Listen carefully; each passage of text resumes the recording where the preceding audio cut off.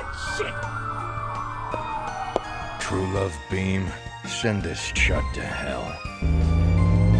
Please subscribe. This costed so much money. Superheroes. They have been the core part of millions, if not billions of childhoods, and I am no different. Over COVID, I was obsessed with comic books. In specific, I loved everything to do with the X-Men and their stories of found family. I've always been a very public fan of Batman specifically, though I've always been more into the movies and shows than any comic. That's why I slammed our amazing noggins together To create a superhero team! Okay, a little too excited there, Buster. Kill yourself. So, first step towards making a superhero team. We need a name. We don't have a name yet. We'll think of one later. I think we should name them the Suicide Squad. Kill yourself. Okay, so I don't think actually coming up with the name is super important for this. The thing that is more important is getting the idea for our characters, story, and team. So that means step one is actually coming up with characters and figuring out how to build them from there, I guess. At least that's how we did it. So... let's take it away!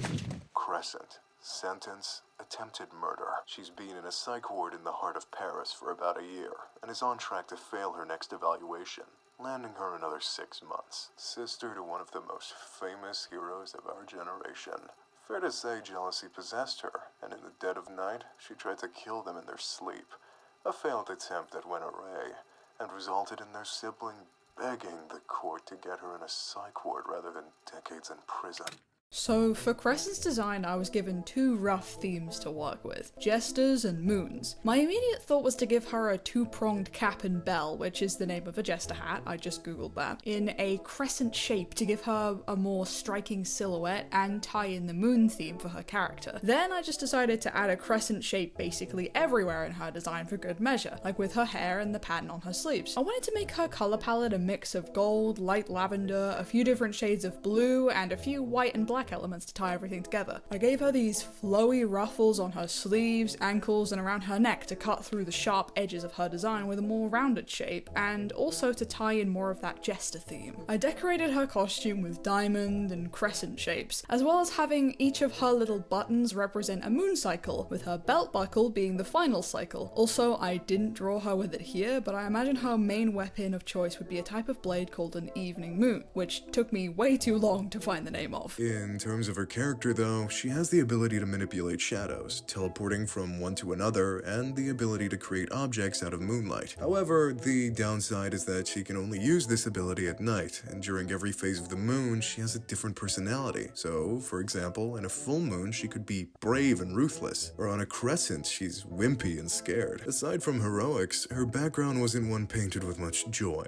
The eldest child in a family of infamous circus performers, Crescent never truly seemed able to capture the attention of her parents the way her sister Daybreak did. Daybreak's powers granted her immense control of the day, but none at night, meaning that everyone would always see her, praise her, award her. But Crescent? She just cleaned up the streets of any no-name thug the night had to offer. Nobody saw her, knew her, cared about her. She was nothing. Hardly a shadow, barely a whisper. So it was only a matter of time before envy drew her to the worst of places. Also, I know I'm rambling a fair bit, but it was after the creation of Crescent where I realized where we could direct the story. As mentioned prior, I'm a sucker for the X-Men, and have always loved the idea of dysfunctional or broken people being reformed or being placed in a more gentle environment. So, I decided that the premise behind all our characters moving forward would be to do with them being teenage juvenile superhumans with significant enough criminal records that can be wiped if they so choose to work in a team with others like them. Storyteller, otherwise known as Pebble Moreau, sentenced to 36 years in a London prison, 6 counts of grave robbing. Orphaned at birth, they were adopted and raised by a distant relative who owned a morgue. This would become the stomping ground for their training in the arts of necromancy, practicing in hopes of one day being able to properly resurrect their family from the dead. Now in prison, they have begun imbuing plushies and dolls with the souls of humans rather than the dead.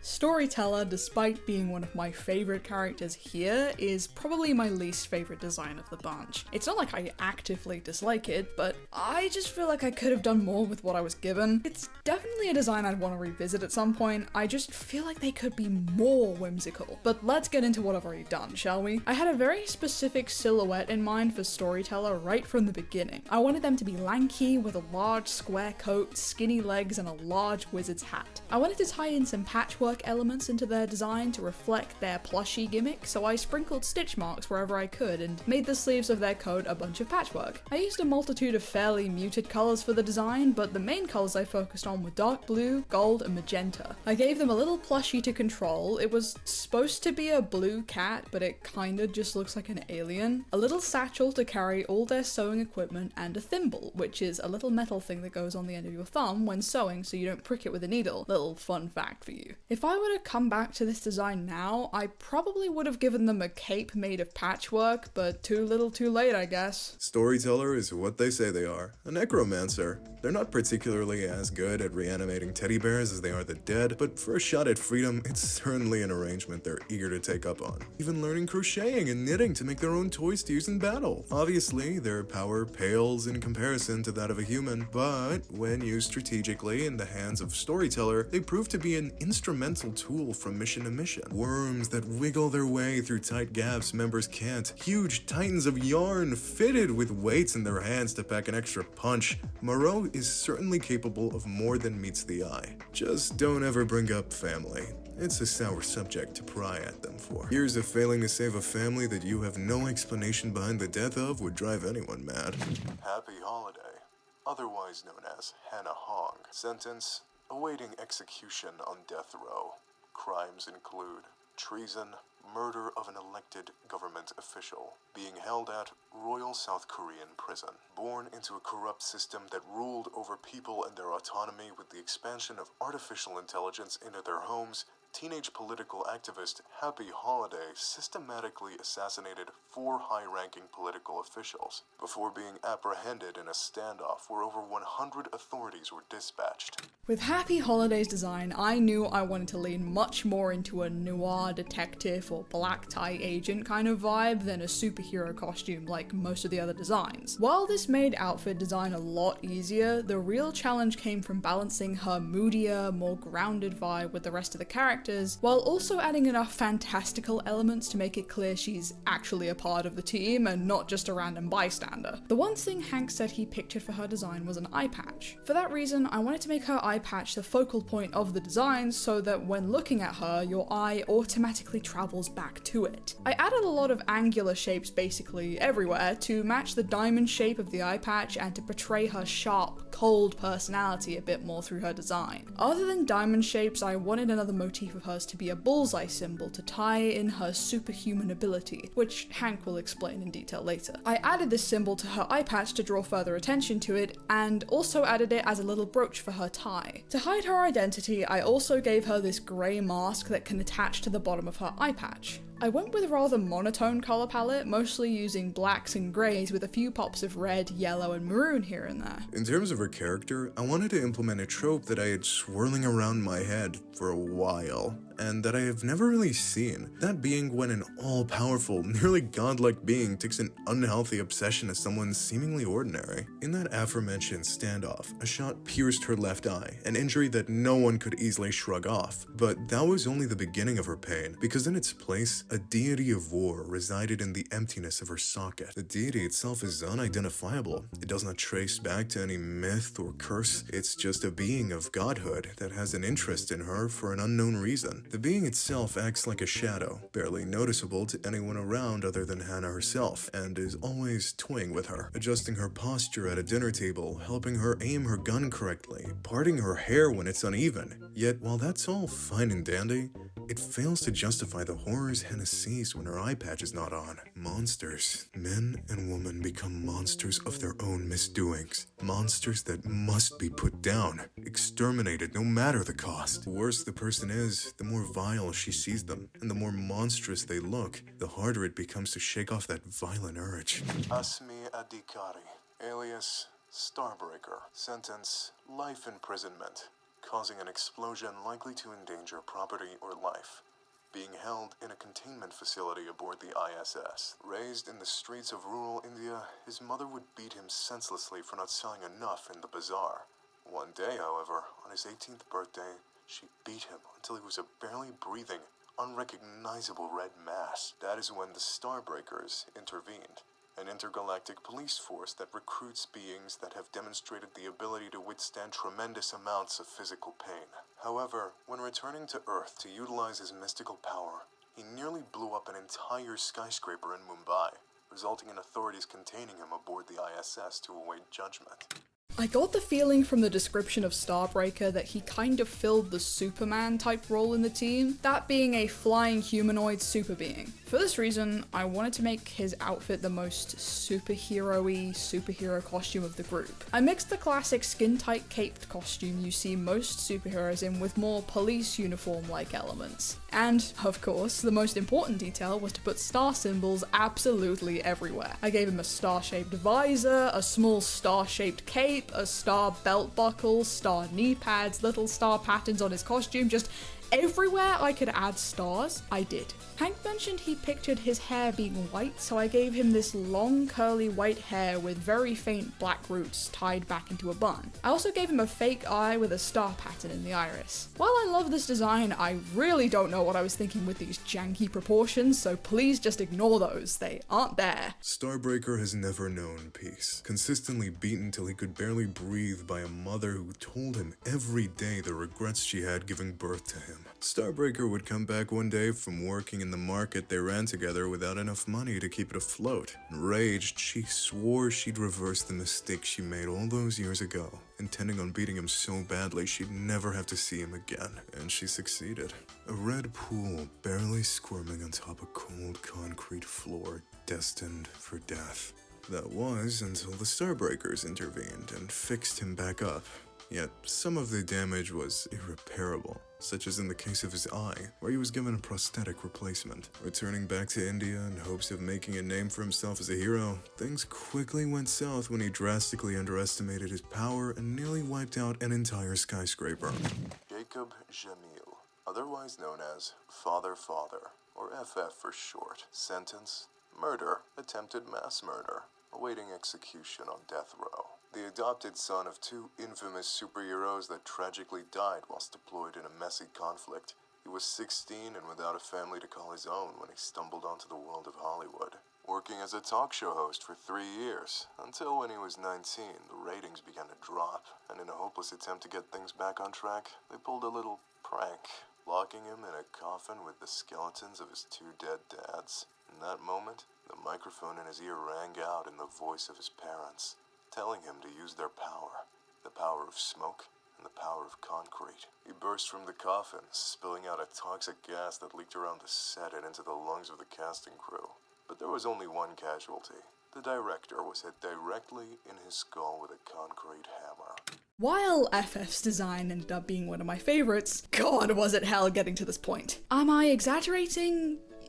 Yes, a little bit, but this is a YouTube video. What did you expect? I didn't really know enough about the character and the direction it was best to take him in when I started drawing him at first. All I really knew was the fact that he was a talk show host, so my first thought was to make him an outspoken and kinda deranged TV-themed superhero, kinda Tenna-inspired with a suit and everything. Needless to say, as soon as I'd finished the pose, it was clear it did not fit his personality in the slightest. Hank was kind enough to create a mood board for a couple ideas on what he pictured for the character, and I just ended up starting from scratch. And then I lost my mind over trying to draw his face for another week or so, but eventually I got there. His look ended up being much more reserved due to him needing to look inconspicuous, almost like an undercover celebrity. I had the idea of him being able to access his power through a microphone, which at first was going to be a dynamic microphone, you know, the kind stage performers use, which was scrapped with his original design concept. Now he uses the kind of microphone secret agents use. I gave him these sunglasses and a big square jacket with his superhero suit peeking through, as well as some denim jeans. For his color palette, I chose mostly rather muted colors like black and brown to make him look a bit more inconspicuous, with the occasional pop of dark blue. Jacob hates Hollywood. He hates the attention that comes with being a hero,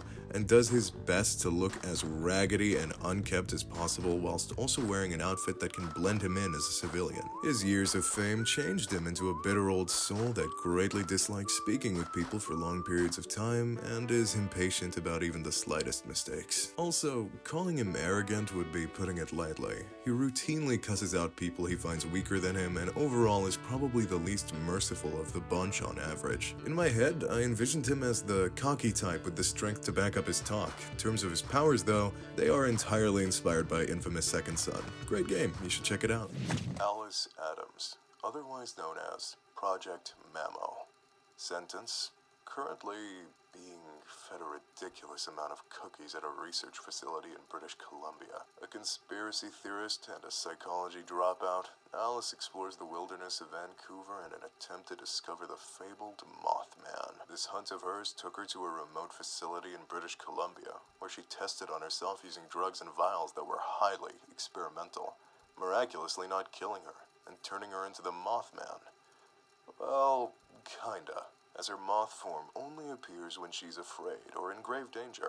Mamo's design was one of the easier ones to create, mostly because I had a really good idea in my head of what I wanted her to look like before starting. While it probably would have been easier to just draw Mamo's moth form, I really wanted to design her human outfit as well because I just had a vision. I was inspired by those cryptid hunter outfit boards you see on Pinterest, but while they are actually swagged out, I wanted Mamo to just be kind of a loser in a loving way. I gave her this messy bob with these little bits that stick up on either side of her head. They were supposed to resemble her moth antenna, but they kind of just ended up looking owl-like. I originally considered tinting her big circle glasses red to match the eyes of her moth form, but I liked them better clear and I didn't want to give her too much swag. I gave her this brown jacket with a bunch of little conspiracy pins and had the fluff of the jacket match the fluffy neck thing moths have. Under the jacket, I had her in jorts and this wolf shirt inspired by the Chosen from Smosh because that's pretty much how she sees herself. I also made a very faint motif of hers be eyes, mostly in an attempt to tie in her intense paranoia. I gave her an evil eye necklace, multiple red eyes in her moth form, and I had her wing pattern look like a pair of eyes. Mamo is an anxious mess with no future prospects in life, constantly being begged by her parents to go get a job. Yet,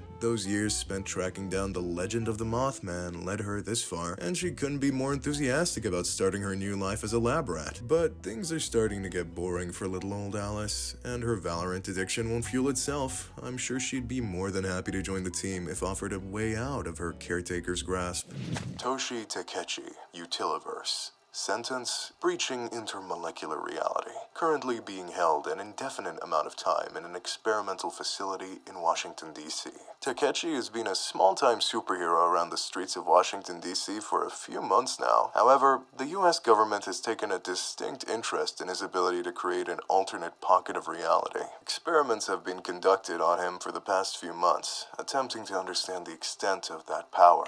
Of all of the designs, Utiliverse is relatively simple, which I think works more in his favour, as he definitely wants something more practical than flashy. Though this doesn't make talking about it very easy, given there's not much to talk about. I used more ovalish shapes to make up his design, as I wanted to make his general appearance match the appearance of his portals in a way. I gave him a bunch of layers, the bottom of which I wanted to resemble a white lab coat to both get across his mad scientist persona and tie in the experimentation part of his backstory, almost as though he's reclaiming it in his own way. I added a bunch of zips and belts to his design, basically just trying to make it look as practical as possible, even though I haven't really thought about what any part of his costume does. I also gave him these circular goggles and had the bottom half of his face covered by his collar. For his color palette, I chose cooler colors, using a mix of black, white, purple, and light blue. Takechi is a natural kid genius, renowned for winning multiple robotics competitions in his home state. However, he soon grew bored of using his intellect for school and applied it to the creation of gadgets he uses to fight crime.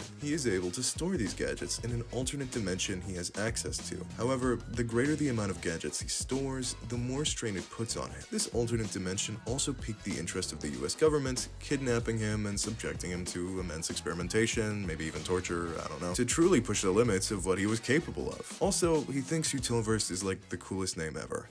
Iron Maiden, otherwise known as Darika Mahidon. Sentence: life imprisonment. Charges include, but is not exclusive to, arson. Currently on the run. The disowned daughter of the Thai royal family, she spends most of her days attending and hosting the biggest parties across Southeast Asia. However, after an argument broke out with a drunk superhuman tourist, Darika would end up brawling with them. The aftermath of the fight resulting in her accidentally burning down the whole club with her suit, finally giving her parents the legal authority to imprison her, finally ending the stream of shame she brings to their name. Much like Mamo's character sheet, I decided to draw two versions of the character, that being her casual outfit and her mech suit. I wanted to somehow strike a balance between someone who definitely looks like she could be part of a royal family and the last person you would ever expect to be. In order to strike this balance, I gave her very smooth, pristine features and large, graceful hair, which also looks like fire, and then from the neck down I had her in the kind of outfit you'd expect to see from a biker and arms that could crush a watermelon in her palms. I wanted to use a lot of sharp, pointed shapes in her design, both to tie in the shape of fire and her assertive nature. I gave her this cropped leather jacket with no sleeves, which I'll admit was a self-indulgent decision on my part, I know what the people want, and some studded leather cuffs and belt to match, along with some baggy jeans stained with oil. I also gave her some bandages around the arms, as I'd like to think using her power too much leaves her with burn scars. Moving on to her mech suit, the concept for a fire-based superhero using their abilities to power a mech suit was actually inspired by that one Ben 10 thing. I haven't watched Ben 10 since I was like 5, but I remembered that at least. I wanted the mech itself, given her name and the fact that it runs on heat, to look like an old Victorian oven, the kind that would be made of cast iron. For this reason, I gave it a slight brown tint to make it look more like dirty iron, a few bars like you'd see on those kind of ovens to have a bit of orange light poking out, and a little chimney on top for the smoke to come out so she doesn't overheat in there. I also took a bit of inspiration from actual Iron Maidens, you know, medieval torture devices, for the vaguely triangular shaped head and tons of spikes. Darika is a character who I envision as rebellious, confident, and most of all, a diehard supporter of all her friends. All of her child life was spent serving the image of a perfect family that never existed. Instead, she was always defined by her mistakes, no matter how small, and always told to never tinker with toys or metal, as it was not refined enough for a girl. Eventually, at 16, she would secretly enter a robotics competition and finish second place. She took this as the push she needed to abandon her family and has since renounced her royal title. However, such a character only stirs up controversy and attention wherever she goes, so her family was hoping to finally silence her and the secrets she spilled for good once and for all. Cinderella. Atticus G. Andreoli. Criminal record. Redacted. A former mafia boss on the streets. One faithful day, an innocent little girl would get caught in the crossfire of one of Cinderella's shakedowns, bringing him to the verge of suicide. However, right before he would end up taking his life, a coincidence emerged. The girl that died that day was promised mystical power.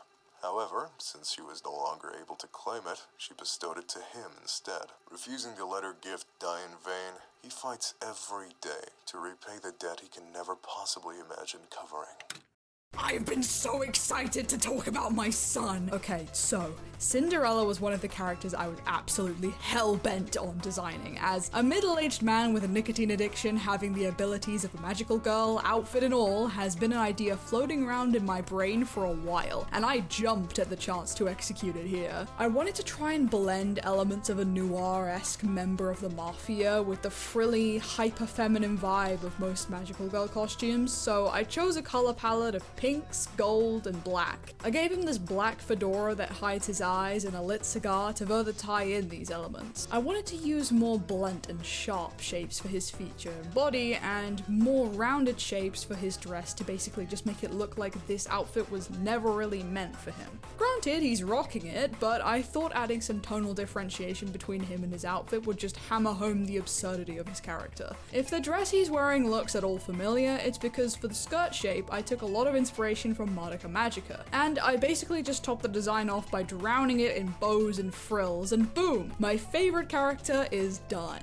Cinderella has an insurmountable debt that he keeps trying to pay back to the world. He was once a member of a far more notorious trio of heroes that used to save the world from planet-ending threats. But now that a great amount of threats have passed, Cinderella simply wishes to not just fight evil, but prevent it. Through the creation of the program, Atticus aims at the core of all villains, that being injustice, saving them from systems that failed them and returning them to the world as something better than he could have ever turned out. It's his belief that through doing this, he can repay his debt and the countless lives he's ruined.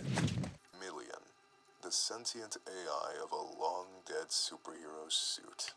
The first thing I really pictured when imagining Million was a coloured, stylized silhouette, much like Prismo from Adventure Time, which I ended up taking a heavy amount of inspiration from. It was quite difficult to portray too much of Million's character through its design, given there was a limit to just how much detail I could add without compromising the general concept. Instead, I got to thinking more about the kind of person that would have created Million, and what details I could add. I decided to go for a refined, almost businessman-adjacent design with square glasses, a neat haircut, and a tie to almost subvert how it begins to act. I imagine its design can vary depending on its emotions. For example, maybe its base color changes when it's excited or angry, but I didn't end up expanding on that because I got lazy. The base color for this design was originally a darker, almost purplish blue, but Hank said it looked like William Afton, and then I couldn't unsee it, so I immediately lightened the color. Million is an AI that those around it believe had its memory successfully wiped before being utilized in the rehabilitation program being set up for juvenile superhumans. It was invented many decades before being placed in the course, yet its programming still holds up as an absolute miracle of its time. At first, its attachment to those around it and its environment is minimal,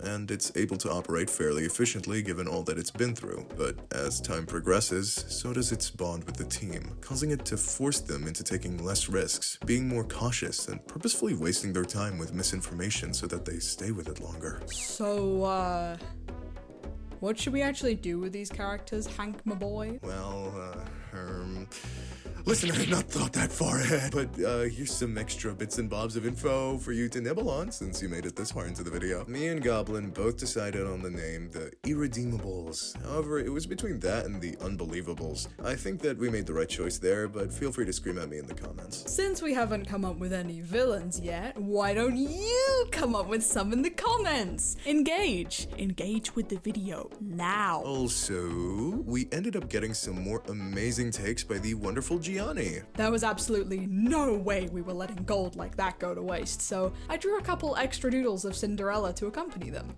Please enjoy. Gender's a construct, and the building is condemned. Us? We're the demolition team. You're gonna be cuddling with the fishes, girly pop. Hey guys, Scribble here. I've hijacked the video and have hacked the channel. It's mine now. Just kidding. That was a joke. I wanted to give a huge thank you to Hank for inviting me to work on this video alongside him, as well as all the awesome people that worked on it too. This video quickly became a passion project for me and was super fun to make as a break between my own uploads, so I really hope you enjoyed watching. I'd also like to apologize for my terrible mic quality right now. It's 33 degrees outside, so my computer fans are going haywire and I'm boiling alive. I will most likely be dead in the next 3 hours. Anyway, thank you, bye. Hello everybody, Hank here. I just wanted to give a huge thank you to the 8 other people that worked on this video. I genuinely would not have been able to create it if it wasn't for everybody's help and really pulling through, and gosh, everyone did such an amazing job and I'm so thankful for that. I also wanted to apologize to the audience directly. I say audience, to like my 3 viewers. I am so sorry. I have been so bad at communicating anything about this video, but I promise I'll do better in future. Okay, bye.